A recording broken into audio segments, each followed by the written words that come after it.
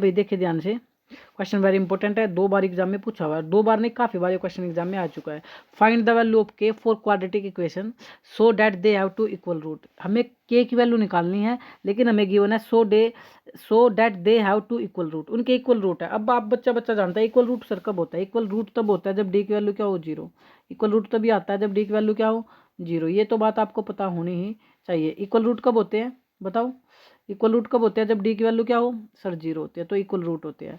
अब बस यानी आप जो आपको एक क्वाड्रेटिक दे रखे इसमें से डी निकाल लो और जो आंसर आएगा उसको किसके इक्वल रख दो 0 के। सर ऐसा क्यों बोल रहा है ना, so they have to equal root, equal root है उसके दो अगर इक्वल रूट है तो डी को क्या होना पड़ेगा 0, ये तभी संभव है, यानी डी निकालना।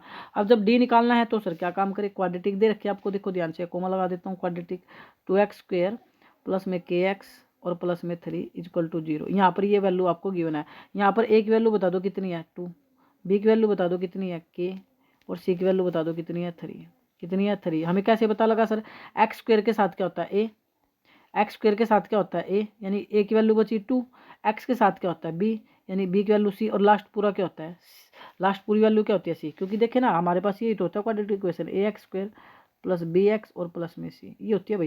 यानी x² का कोफिशिएंट क्या होता है a, और x का कोफिशिएंट क्या होता है b, और लास्ट वैल्यू पूरी क्या होती है c। तो मैंने यही तो काम किया यहाँ से मैंने a b c निकाल लिए, क्या निकाल लिए a b c।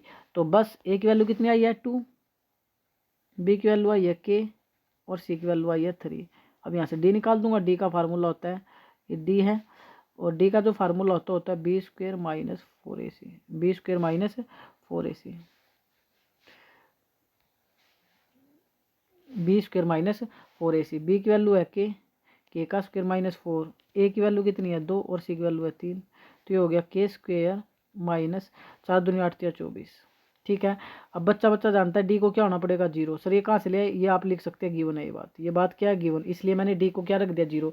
और डी की वैल्यू क्या है, k² minus 24, k² minus 24, k² minus 24 किसके बराबर हो जाएगा 0, तो k² माइनस का उधर जाकर हो जाएगा प्लस, तो ये 24, और ये स्क्वायर जो है रूट हो जाएगा, और रूट हमेशा किस में आता है प्लस माइनस में। ये माइनस का पहले उधर ये माइनस उधर जाकर प्लस हो गया, और ये स्क्वायर उधर जाकर रूट हो गया भाई, क्या हो गया रूट हो गया। तो इस चीज़ का भी ध्यान दें, और अब आप आराम से कर लोगे। यानी 24 से बार 4 छिके 24, 4 का आधा क्या होता है, सॉरी 4 किसका होता है 2 का, तो 2√6 आपका आंसर आएगा प्लस माइनस में। यानी के 2 आंसर आएंगे, एक तो 2√6 और एक माइनस 2√6। ये सर कैसे आया 2√6, तो ये जो रूट में 24 पड़ा, जो रूट में 24 पड़ा है इसके प्राइम फैक्टर कर लो, आपको समझ आएगा।